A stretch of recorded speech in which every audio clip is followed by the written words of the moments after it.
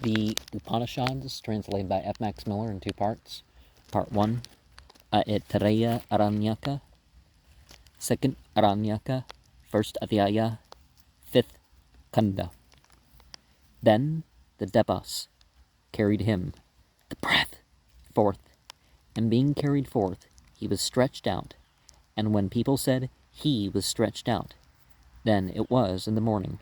When they said, he is gone to rest, then it was in the evening.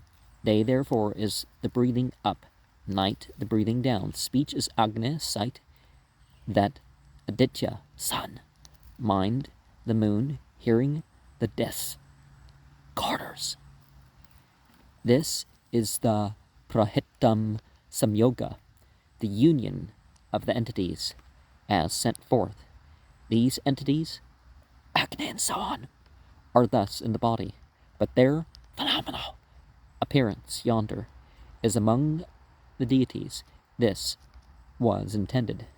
And Hiranyadat Vaida also, who know this, and who by his knowledge had become Hiranyagarbha, or the universal spirit, said, whatever they do not give to me, they do not possess themselves. I know the Prahitam Samyoga, the union of the light beings, is entered into the body.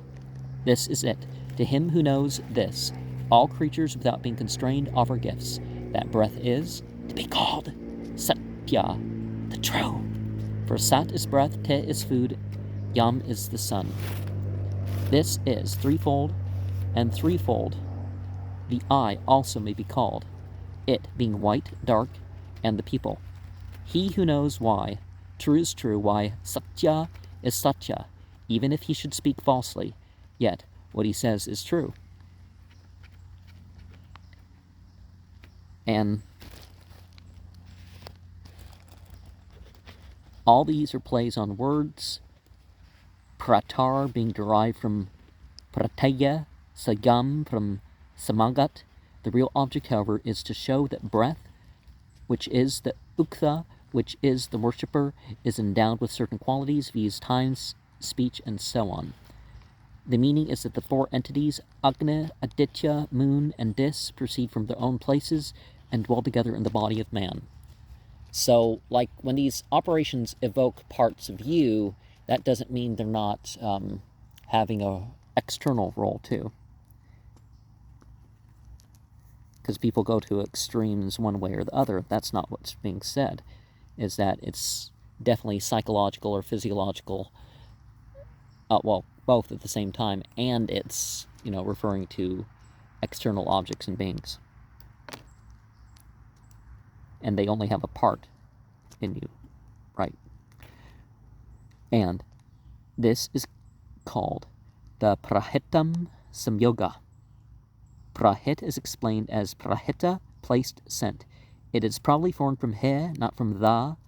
Prahito Samyoganam is the name of a Saman in Indian studies, Indaic studies, I don't remember what it stands for, but 225, as Devas are light beings. They appear each in its own place. Because if you look beyond it, they're not really these free will beings like the Asuras and the humans. The whole passage is very obscure. All this talk about entering into the body is extremely obscure, possibly incorrect. No, because your qualities become aligned with the divine or the spiritual worlds or whatever. I think it's easy to understand. Maybe it's not. For yam, unless it refers to some other word, we expect yan. For dadyu, one expects dadyat. What is intended is that Hiranyadat had through meditation acquired identity with the universal spirit, and that, therefore, he might say that whatever was not surrendered to him did not really belong to anybody. On Hiranyadat, see Aitareya Aranyaka 2.1.5.